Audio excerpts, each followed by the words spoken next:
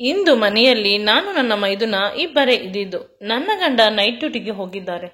ನನ್ನ ಮೈದುನ ಇಂದು ನಾನು ಮಲಗಿರಬೇಕಾದಾಗ ರೂಮಿಗೆ ಬಂದು ನನ್ನ ಸೊಂಟವನ್ನು ಮುಟ್ಟಿದ. ನನಗೆ ಭಯವಾಗಿದೆ. ನಂತರ ಹೇಳುತ್ತಾನೆ, ಕೇವಲ ಅಣ್ಣನ ಜೊತೆ ಹಾಸಿಗೆ ಹಂಚಿಕೊಂಡರೆ ಸಾಲದು, ನನ್ನ ಜೊತೆಯೂ ಹಾಸಿಗೆ ಹಂಚಿಕೊಳ್ಳಬೇಕು ಅಂತ ನನ್ನ ಸೀರೆಯನ್ನು ಎಳೆದ ಮುಂದೆ ನನ್ನ ಮೇಲೆ ಹಾರಿದ. ಆಗಬಾರದ್ದು ಹಾಗೆ ಹೋಯಿತು. ಅಯ್ಯೋ. ನನ್ನ ಹೆಸರು ಕಾವ್ಯ. ಅಪ್ಪ ಅಮ್ಮ ಕಡು ಬಡವರಾಗಿದ್ದು ನನ್ನನ್ನು ಗೌರ್ಮೆಂಟ್ ಹಾಸ್ಟೆಲ್ನಲ್ಲಿ ಇರಿಸಿ ಓದಿಸುತ್ತಿದ್ದರು. ಅವರಿಗೆ ನಾನೊಬ್ಬಳೆ ಮಗಳು. ಅವರು ಇನ್ನೊಂದು ಮಗು ಮಾಡಿಕೊಳ್ಳುವ ಧೈರ್ಯ ಮಾಡಲಿಲ್ಲ. ಏಕೆಂದರೆ ಅವರಿಗೆ ಬರುತ್ತಿದ್ದ ಅಲ್ಪ ಸಂಪಾದನೆಯಲ್ಲಿ ನನ್ನನ್ನು ಸಾಕಲು ಸಾಧ್ಯವಾಗುತ್ತಿರಲಿಲ್ಲ. ಇನ್ನು ಇನ್ನೊಂದು ಮಗುವನ್ನು ಮಾಡಿಕೊಂಡರೆ ಇರುವ ಮಗುವಿಗೆ ಕಷ್ಟವಾಗುತ್ತದೆ ಅಂತ. ಆದರೆ ಊರಿನ ಜನರೆಲ್ಲ ಇನ್ನೊಂದು ಮಗು ಮಾಡಿಕೊಳ್ಳಿ, ಅದೃಷ್ಟ ಬರುತ್ತದೆ, ಗಂಡು ಮಗು ಆದರೆ ನಿಮ್ಮನ್ನು ಸಾಕುತ್ತಾನೆ ಅಂತ ಹೇಳಿದಾಗ ತಂದೆ ತಾಯಿ ಅದಕ್ಕೆ ಕಿವಿ ಕೊಡಲಿಲ್ಲ. ನಮ್ಮ ಮಗಳೇ ಗಂಡು ಮಗು, ಹೆಣ್ಣು ಮಗು ಎಲ್ಲ ನಮಗೆ. ಇನ್ನೊಂದು ಮಗು ಮಾಡಿಕೊಳ್ಳುವ ಆಸೆ ಇಲ್ಲ. ಮಾಡಿಕೊಂಡು ಇರುವ ಮಗುವಿಗೆ ಅನ್ಯಾಯ ಮಾಡುವುದು ಬೇಡ. ಅಪ್ಪ ಅಮ್ಮ ವಿದ್ಯಾವಂತರಾಗದಿದ್ದರೂ, ಕೈಯಲ್ಲಿ ದುಡ್ಡಿಲ್ಲದಿದ್ದರೂ ಕೂಡ ಮಾನವೀಯ ಮೌಲ್ಯಗಳು ಅವರಲ್ಲಿ ತುಂಬಿ ತುಳುಕುತ್ತಿತ್ತು. ಅದರಲ್ಲಿ ಯಾವುದೇ ಮೋಸವಾಗಲಿ ಕಪಟವಾಗಲಿ ಇಲ್ಲ. ಅವರ ಬಗ್ಗೆ ನನಗೆ ಗೌರವವಿದೆ. ನನ್ನನ್ನು ನಮ್ಮ ಸೋದರ ಮಾವ ತುಂಬಾ ಪ್ರೀತಿ ಮಾಡುತ್ತಿದ್ದ. ಅವನಿಗೆ ಕೊಟ್ಟು ಮದುವೆ ಮಾಡಬೇಕು ಅಂತ ಅಮ್ಮ ಹಠ ಹಿಡಿದಿದ್ದರೂ ಕೂಡ ಅಪ್ಪನಿಗೆ ಸ್ವಲ್ಪ ಭಯವಿತ್ತು. ಏಕೆಂದರೆ ಸೋದರ ಮಾವ ಏನೂ ಇಲ್ಲ, ಊರಿನಲ್ಲಿ ಕುರಿ ಮೇಯಿಸಿಕೊಂಡು ಇರುವುದು. ಆದ್ದರಿಂದ ಅವನಿಗೆ ನಮ್ಮ ಮಗಳನ್ನು ಕೊಡುವುದು ತುಂಬಾ ತಪ್ಪು ಅಂತ ಅಪ್ಪನ ಭಾವನೆ. ಆದರೆ ಅಮ್ಮನಿಗೆ ನನ್ನ ಮಗಳು, ನನ್ನ ತಮ್ಮ, ಅಪ್ಪನ ಮನೆ ನನಗೆ ಇರುತ್ತದೆ. ಈ ರೀತಿಯ ಮಾತುಗಳನ್ನು ಯಾರು ಅವರ ತಲೆಗೆ ತುಂಬಿ ತಲೆ ಕೆಡಿಸಿದರೋ ತಿಳಿದಿಲ್ಲ. ತುಂಬಾ ದಿನಗಳ ಕಾಲ ನಮ್ಮ ಮನೆಯಲ್ಲಿ ಜಗಳವಾಗುತ್ತಿತ್ತು. ಅಮ್ಮ ಅಪ್ಪನಿಗಾಗಿ ತುಂಬಾ ಕಷ್ಟಪಡುತ್ತಿದ್ದಳು. ಆದರೆ ಈ ವಿಷಯದಲ್ಲಿ ಅವಳು ಅಪ್ಪನನ್ನು ತುಂಬಾ ತಿರಸ್ಕಾರದಿಂದ ನೋಡುತ್ತಿದ್ದಳು. ಕ್ರಮೇಣ ಅವಳಿಗೆ ಅಪ್ಪನ ಮಾತು ಅರ್ಥವಾಯಿತು. ಏಕೆಂದರೆ ನಮ್ಮ ಮಾವ ಕುಡಿಯುತ್ತಿದ್ದಾನೆ, ಅವನು ತುಂಬಾ ವರ್ಷಗಳಿಂದ ಕುಡಿತದ ಚಟದಲ್ಲಿ ಇದ್ದಾನೆ ಅನ್ನುವುದನ್ನು ಅರ್ಥ ಮಾಡಿಕೊಂಡು ಅಮ್ಮ ಯಾವುದೇ ಕಾರಣಕ್ಕೂ ನನ್ನ ಮಗಳನ್ನು ಅವನಿಗೆ ಕೊಡುವುದಿಲ್ಲ, ಗಿಣಿಯನ್ನು ಸಾಕಿ ಗಿಡುಗನ ಕೈಗೆ ಕೊಡುವುದಿಲ್ಲ ಅಂತ ಹೇಳಿದಳು. ಅಮ್ಮ ನನ್ನನ್ನು ಕೊಡುವುದಿಲ್ಲ ಅಂತ ಹೇಳಿದ ಮೇಲೆ ಮಾವನಿಗೆ ಕೋಪ ಬಂದು ಪೋಲಿ ಹುಡುಗರ ಜೊತೆ ಸೇರಿಕೊಂಡು ನನ್ನನ್ನು ಕದ್ದು ಮದುವೆ ಆಗಲು ಪ್ರಯತ್ನಿಸಿದ. ಇದನ್ನು ತಿಳಿದ ಅಪ್ಪ ಅಮ್ಮ ಅವನಿಗೆ ತಕ್ಕ ಶಾಸ್ತಿ ಮಾಡಿದರು. ನಂತರ ಅವರು, ನೀನು ಈ ಊರಿನಲ್ಲೇ ಇರಬೇಡ ಅಂತ ಅಪ್ಪನ ಗೆಳೆಯ ನಾನು ಈಗ ಓದುತ್ತಿರುವ ಹಾಸ್ಟೆಲ್ನಲ್ಲಿ ಅಡಿಗೆ ಕೆಲಸ ಮಾಡುತ್ತಿದ್ದ. ಅವರು ಹೇಳಿದ್ದಕ್ಕೆ ನನಗೆ ಇಲ್ಲಿ ಇರಲು ಅವಕಾಶ ಸಿಕ್ಕಿತು. ಅಪ್ಪನ ವಯಸ್ಸಿನವರಾಗಿರುವುದರಿಂದ ಅವರು ನನಗೆ ಅಪ್ಪನೇ. ನನಗೆ ಇಲ್ಲಿ ಇರಲು ತುಂಬಾ ಸಹಾಯ ಮಾಡಿದರು. ಇಲ್ಲಿ ಇವರ ಜೊತೆ ಹೊಂದಿಕೊಳ್ಳಲು ಕಷ್ಟವಾಗಲಿಲ್ಲ. ಇಲ್ಲಿರುವ ಪ್ರತಿಯೊಬ್ಬರು ನನಗೆ ತುಂಬಾ ಒಳ್ಳೆಯವರು ಅಂತ ಅನಿಸುತ್ತಿದೆ. ಅವರು ನನಗೆ ಕಾವಲು ಇರುತ್ತಾರೆ. ಮಾವ ಆಗಲಿ ಇನ್ನೊಬ್ಬರಾಗಲಿ ಬಂದು ನನಗೆ ತೊಂದರೆ ಮಾಡಬಾರದು ಅಂತ. ಹಾಸ್ಟೆಲ್ಗೆ ಬಂದು 3-4 ವರ್ಷಗಳಾಗಿದೆ. ಇನ್ನೊಂದು ವರ್ಷ ಓದಿದರೆ ನಾನು ಗ್ರಾಜ್ಯುಯೇಟ್ ಆಗಿಬಿಡುತ್ತೇನೆ. ಆನಂತರ BEd ಮಾಡುವುದು ಅಥವಾ ಕೆಲಸಕ್ಕೂ ಹೋಗುವುದು ನೋಡಬೇಕು. ಚೆನ್ನಾಗಿ ಓದಿ ಕೆಲಸಕ್ಕೆ ಸೇರಿ ಅಪ್ಪ ಅಮ್ಮನನ್ನು ಸಾಕಬೇಕು. ಅವರನ್ನು ಬೆಂಗಳೂರಿಗೆ ಕರೆದುಕೊಂಡು ಬಂದು ಬಿಡಬೇಕು ಅಂತ ಯೋಚಿಸುತ್ತಿದ್ದೆ. ಟೀಚರ್ನ ಮಗ ಕೃಷ್ಣನ ಮೇಲೆ ಇತ್ತೀಚೆಗೆ ಪ್ರೀತಿ ಶುರುವಾಯಿತು. ಅದಕ್ಕಾಗಿ ಚೆನ್ನಾಗಿ ರೆಡಿಯಾಗಿ ಹೋಗುತ್ತಿದ್ದೆ. ಇಬ್ಬರದು ಮೊದಲ ನೋಟದಲ್ಲಿ ಪ್ರೀತಿ ಆಗಿತ್ತು. ಆದರೆ ಹೇಳಿಕೊಳ್ಳಲು ಇಷ್ಟು ವರ್ಷಗಳು ಬೇಕಿತ್ತೇನೋ. ಇಬ್ಬರು ನಮ್ಮ ಕಾಲ ಮೇಲೆ ನಿಂತ ಮೇಲೆ ಅಪ್ಪ ಅಮ್ಮನನ್ನು ಒಪ್ಪಿಸೋಣ ಅಂತ. ನಾವು ನಮ್ಮ ಪ್ರೀತಿಯನ್ನು ಅರ್ಥ ಮಾಡಿಕೊಂಡು ಒಪ್ಪಿಕೊಳ್ಳುವ ಹೊತ್ತಿಗೆ ಕೃಷ್ಣನ ಮನೆಯಲ್ಲಿ ದೊಡ್ಡ ಅವಾಂತರವಾಗಿ ಬಿಟ್ಟಿತ್ತು. ಅದೇನೆಂದರೆ ಅವನಿಗೆ ಅವರ ಸಂಬಂಧಿಕರ ಹುಡುಗಿಯ ಜೊತೆ ಎಂಗೇಜ್ಮೆಂಟ್ ಮಾಡಲು ತಯಾರಿಯನ್ನು ಮಾಡುತ್ತಿದ್ದಾರೆ. ಎಲ್ಲಾದರೂ ಓಡಿ ಹೋಗೋಣ, ಇಲ್ಲೇ ಇದ್ದರೆ ಇವರೆಲ್ಲ ನಮ್ಮನ್ನು ಒಂದಾಗಲು ಬಿಡುವುದಿಲ್ಲ ಅಂತ ಒಂದೇ ಸಮನೆ ಹಠ ಹಿಡಿದು ಕುಳಿತಿದ್ದಾನೆ. ಈಗ ನನಗೆ ಏನು ಮಾಡಬೇಕು ಅಂತ ತಿಳಿಯುತ್ತಿಲ್ಲ. ಓಡಿ ಹೋಗಿ ಮದುವೆ ಆದರೆ ನೆಮ್ಮದಿಯಾಗಿ ಇರಬಹುದು. ಅವನಿಗೂ ಚಂದದ ಸಂಬಳ ಬರುತ್ತದೆ, ನನಗೂ ಕೂಡ ಬರುತ್ತದೆ. ದುಡ್ಡು ಕಾಸು ಪ್ರೀತಿಗೆ ಯಾವುದೇ ರೀತಿಯ ಮೋಸವಿಲ್ಲ.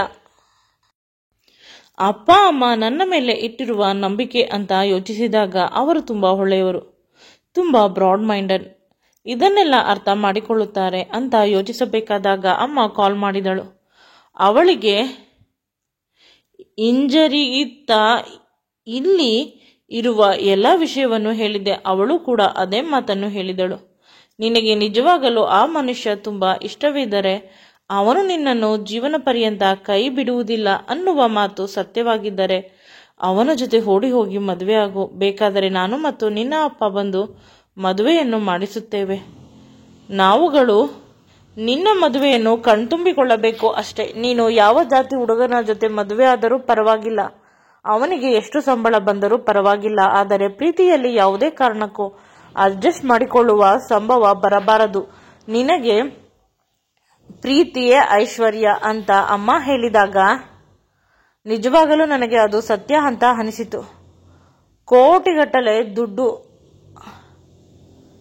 ನನ್ನನ್ನು ಚೆನ್ನಾಗಿ ನೋಡಿಕೊಂಡಿಲ್ಲವಾದರೆ ಗಂಡ ಉಪಯೋಗ ಇಲ್ಲ ಅಲ್ಲವೇ?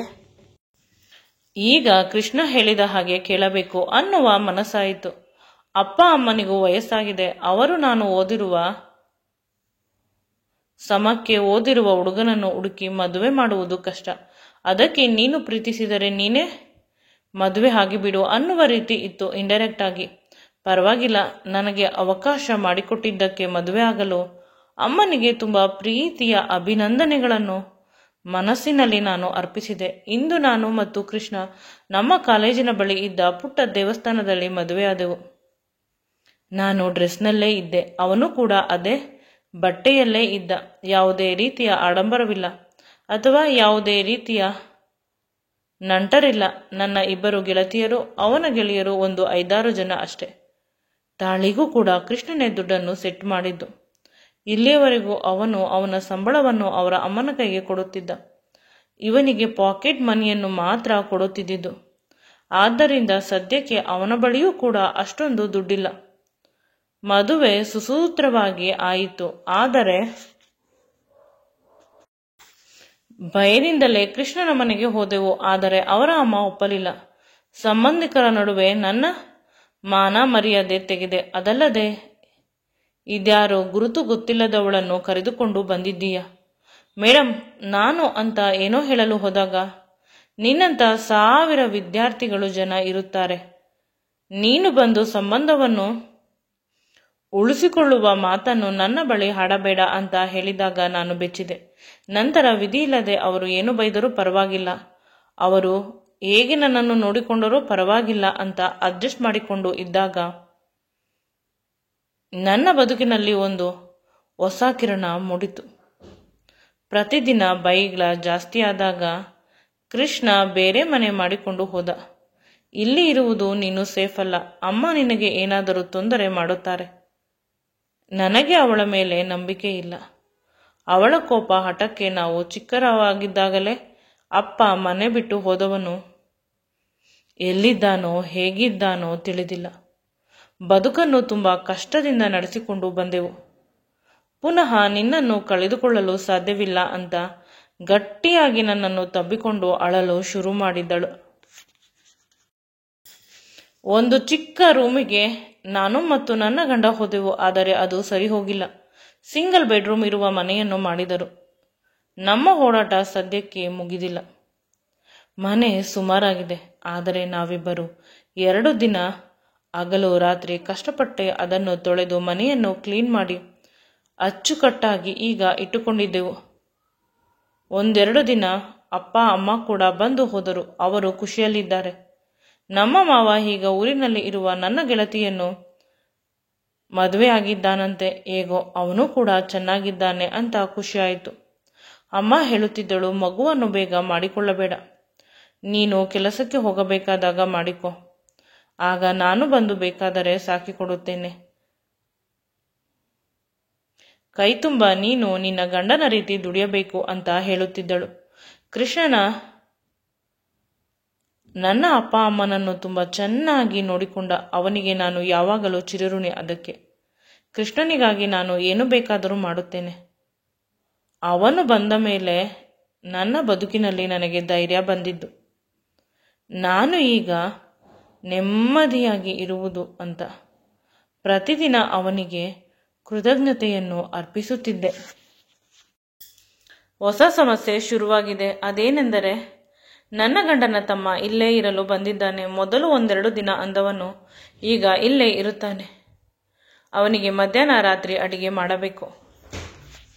ಮೊದಲಾದರೆ ಕೃಷ್ಣ ಕೆಲಸಕ್ಕೆ ಹೋಗುತ್ತಾನೆ ಅಂತ ಅವನಿಗೆ ಹೊಟ್ಟೆ ತುಂಬ ಊಟ ಮಾಡಿ ಕಳಿಸುತ್ತಿದ್ದೆ. ನಾನು ಗಂಜಿ ಏನಾದರೂ ಮಾಡಿಕೊಂಡು ಕುಡಿಯುತ್ತಿದ್ದೆ. ಅವನಿಗೆ ಭಾರ ಮಾಡಬಾರದು ಅಂತ. ಅವನು ಕೇಳಿದರೆ ನಾನು ಡಯಟ್ ಮಾಡುತ್ತಿದ್ದೇನೆ ಅಂತ. ಈಗ ಕೃಷ್ಣನ ತಮ್ಮ ತುಂಬ ಊಟ ಮಾಡುತ್ತಾನೆ. ಯಾವಾಗಲೂ ನನ್ನನ್ನು ಹೊಗಳುತ್ತಿರುತ್ತಾನೆ. ನನ್ನ ಜೊತೆ ತುಂಬ ಮಾತನಾಡುತ್ತಿರುತ್ತಾನೆ. ಒಮ್ಮೊಮ್ಮೆ ಅವನ ಮಾತು ನನಗೆ ಇರಿಟೇಟ್ ಅಂತ ಅನಿಸುತ್ತದೆ. ಏನಾದರೂ ಹೇಳಿದರೆ ಇವನು ಬೇಜಾರು ಮಾಡಿಕೊಳ್ಳುತ್ತಾನೆ. ನಂತರ ಕೃಷ್ಣ ಬೇಜಾರು ಮಾಡಿಕೊಳ್ಳುತ್ತಾನೆ. ಅದಕ್ಕಾಗಿ ಆದರೂ ನಾನು ಸೈಲೆಂಟ್ ಆಗಿರಲು ಪ್ರಯತ್ನಿಸುತ್ತಿದ್ದೆ. ಇಂದು ಕೃಷ್ಣನಿಗೆ ನೈಟ್ ಡ್ಯೂಟಿ ಇತ್ತು. ನನಗೆ ಬೇಸರವಾಗುತ್ತಿದೆ. ಅವನಿಲ್ಲದೆ ಆ ಹಾಸಿಗೆ ಮೇಲೆ ಹೇಗೆ ಮಲಗಿಕೊಳ್ಳಲಿ? ನಂತರ ಮೈದುನನಿಗೆ ಹೇಳಿದೆ, ನೀನು ಮನೆಗೆ ಹೋಗು, ಅತ್ತೆ ಒಬ್ಬರೇ ಇದ್ದಾರೆ ಅಂತ. ಅದಕ್ಕೆ ಅವನು ಒಪ್ಪಲಿಲ್ಲ.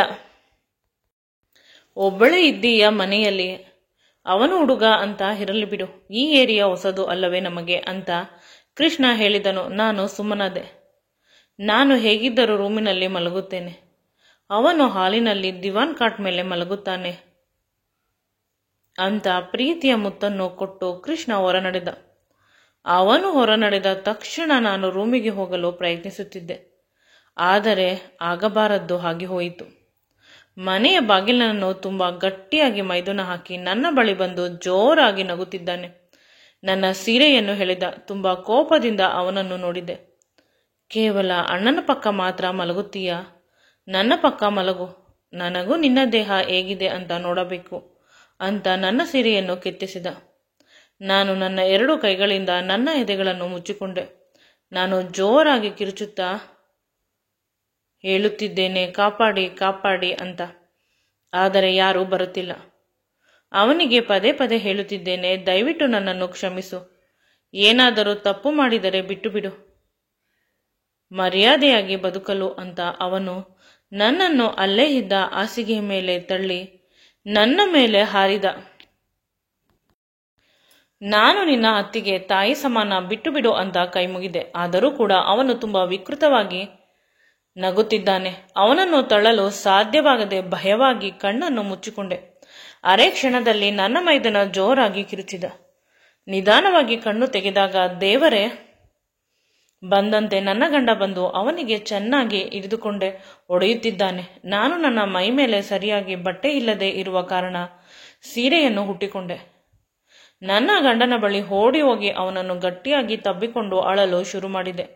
ಆಗ ನನ್ನ ಗಂಡ ರಕ್ತ ಬರುವ ರೀತಿ ಅವನ ತಮ್ಮನಿಗೆ ಹೊಡೆದು, ತಮ್ಮ ಅಂತ ಮನೆಗೆ ಸೇರಿಸಿದರೆ ತಾಯಿಯ ಸಮಾನವಾದ ಅತ್ತಿಗೆ ಮೇಲೆ ಈ ರೀತಿ ಮಾಡುತ್ತೀಯಾ ಅಂತ ಚೆನ್ನಾಗಿ ಬೈದ. ನಂತರ ನಾನು ಇವಳು ತಾಯಿಯ, ನನ್ನ ತಾಯಿ ಮತ್ತು ಅಣ್ಣನನ್ನು ದೂರ ಮಾಡಿರುವ ರಾಕ್ಷಸಿ, ಇವಳನ್ನು ಸುಮ್ಮನೆ ಬಿಡುವುದಿಲ್ಲ ಅಂತ ಕೋಪದಿಂದ ನನ್ನ ಬಳಿ ಬರುತ್ತಿದ್ದ. ಆಗ ನನ್ನ ಗಂಡ ಅವನನ್ನು ಮನೆಯಿಂದ ತಳ್ಳಿದ ಹೊರಗೆ. ಈ ಕಡೆ ಬಂದರೆ ಕಾಲು ಮುರಿಯುತ್ತೇನೆ, ನನ್ನ ಹೆಂಡತಿ ಕಡೆ ಕಣ್ಣು ಹಾಕಿದರೆ ಆ ಕಣ್ಣು ಕೀಳುತ್ತೇನೆ ಅಂತ ಹೇಳಿದ. ರಾತ್ರಿ ಪೂರ್ತಿ ನಾನು ಶಾಕಲ್ಲಿ ಇದ್ದೆ. ನಂತರ ಬೆಳಿಗ್ಗೆ ಎಚ್ಚರವಾದಾಗ ಅವನ ತೊಡೆಯ ಮೇಲೆ ಇದ್ದೆ. ನನಗೆ ಎಚ್ಚರವಾಯಿತು ಅಂತ ಕೃಷ್ಣ ಹೋಗಿ ಕಾಫಿ ತೆಗೆದುಕೊಂಡು ಬಂದು ಅವನ ಕೈಯಾರೆ ಕುಡಿಸಿದ. ನಂತರ ರಾತ್ರಿ ಆಗಿದ್ದು ಕೆಟ್ಟ ಕನಸು ಅಂತ ಮರೆತು ಬಿಡು. ನನಗೆ ತುಂಬ ಅವಮಾನವಾಗಿದೆ. ನನ್ನ ತಮ್ಮ ಈ ರೀತಿಯ ಕೆಟ್ಟವನು ಅಂತ ತಿಳಿದಿರಲಿಲ್ಲ. ತುಂಬ ಮುಜುಗರ ಆಗುತ್ತಿದೆ. ಪ್ಲೀಸ್ ನನ್ನನ್ನು ಕ್ಷಮಿಸು ಅಂತ ಕೈ ಮುಗಿದ. ನನಗೆ ಏನು ಮಾತನಾಡಬೇಕು ಅಂತ ತಿಳಿಯುತ್ತಿಲ್ಲ. ನಂತರ ಅವನೇ ಹೇಳಿದ, ನನಗೆ ಪಕ್ಕದ ಊರಿನಲ್ಲಿ ಕೆಲಸ ಸಿಕ್ಕಿದೆ, ನೀನು ಒಪ್ಪಿದರೆ ಹೋಗೋಣ. ಆ ವಿಷಯವನ್ನು ಡೈರೆಕ್ಟ್ ಆಗಿ ನಿನಗೆ ಹೇಳಬೇಕು ಅಂತ ಹೇಳಲು ಬಂದೆ. ಅಷ್ಟರಲ್ಲಿ ಒಳಗಡೆಯಿಂದ ನೀನು ಕಾಪಾಡಿ ಕಾಪಾಡಿ ಅಂತ ಕಿರುಚುತ್ತಿದ್ದೆ. ನಂತರ ನಾನು ನನ್ನ ಬಳಿ ಇದ್ದ ಇನ್ನೊಂದು ಕೀಯಿಂದ ಮನೆಯ ಬಾಗಿಲನ್ನು ತೆಗೆದು ಬಂದೆ. ಆಗ ನಾನು ಅಳಲು ಶುರು ಮಾಡಿದೆ. ಅಕಸ್ಮಾತ್ ನೀವು ಬಂದಿಲ್ಲದಿದ್ದರೆ ಅಂತ. ಒಳ್ಳೆಯವರಿಗೆ ಯಾವಾಗಲೂ ಒಳ್ಳೆಯದೇ ಆಗುತ್ತದೆ. ನೀನೇನು ಯೋಚಿಸಬೇಡ. ನಾವಿಬ್ಬರು ಈ ಊರನ್ನು ಬಿಟ್ಟು ಹೊರಟು ಹೋಗೋಣ. ನಿಮ್ಮ ಅಪ್ಪ ಅಮ್ಮನನ್ನು ನಮ್ಮ ಜೊತೆಯಲ್ಲಿ ಇಟ್ಟುಕೊಳ್ಳೋಣ. ಅಮ್ಮನಿಗೆ ಮೊದಲಿನಿಂದಲೂ ನನ್ನನ್ನು ಕಂಡರೆ ಅಷ್ಟಕ್ಕಷ್ಟೇ. ಚೆನ್ನಾಗಿ ದುಡಿಸಿಕೊಂಡಿದ್ದಾಳೆ. ಈಗ ನಮ್ಮಿಬ್ಬರನ್ನು ದೂರ ಮಾಡಲು ಪ್ರಯತ್ನ ಮಾಡುತ್ತಿದ್ದಾಳೆ. ಅದು ಯಾವುದೇ ಕಾರಣಕ್ಕೂ ಸಾಧ್ಯವಿಲ್ಲ. ನೀನು ನನ್ನವಳು. ತಮ್ಮನನ್ನು ಕೂಡ ಅವಳು ಏನಾದರೂ ಚಾಡಿ ಹೇಳಿ ಇಲ್ಲಿಗೆ ಕಳಿಸಿರುತ್ತಾಳೆ. ಇಡೀ ಪ್ರಪಂಚ ಪ್ರಳಯವಾದರೂ ಕೂಡ ನಾನು ನಿನ್ನನ್ನು ಯಾವುದೇ ಕಾರಣಕ್ಕೂ ಬಿಡುವುದಿಲ್ಲ ಅಂತ ನನ್ನ ಕೈಯನ್ನು ಗಟ್ಟಿಯಾಗಿ ಹಿಡಿದುಕೊಂಡ. ಇಡೀ ಪ್ರಪಂಚವೇ ನನ್ನ ಇಂದ ದೂರ ಇದ್ದರೂ ಪರವಾಗಿಲ್ಲ ಅಂತ ಅವನನ್ನು ಗಟ್ಟಿಯಾಗಿ ತಬ್ಬಿಕೊಂಡೆ. ಅವನು ನನ್ನ ಹಣೆಯ ಮೇಲೆ ಮುತ್ತನ್ನು ಕೊಟ್ಟ. ನಮ್ಮಿಬ್ಬರ ಒಂದು ಹೊಸ ಜೀವನಕ್ಕೆ ಅಡಿಪಾಯ ಹಾಕಿದೆವು. ಮುಂದೆ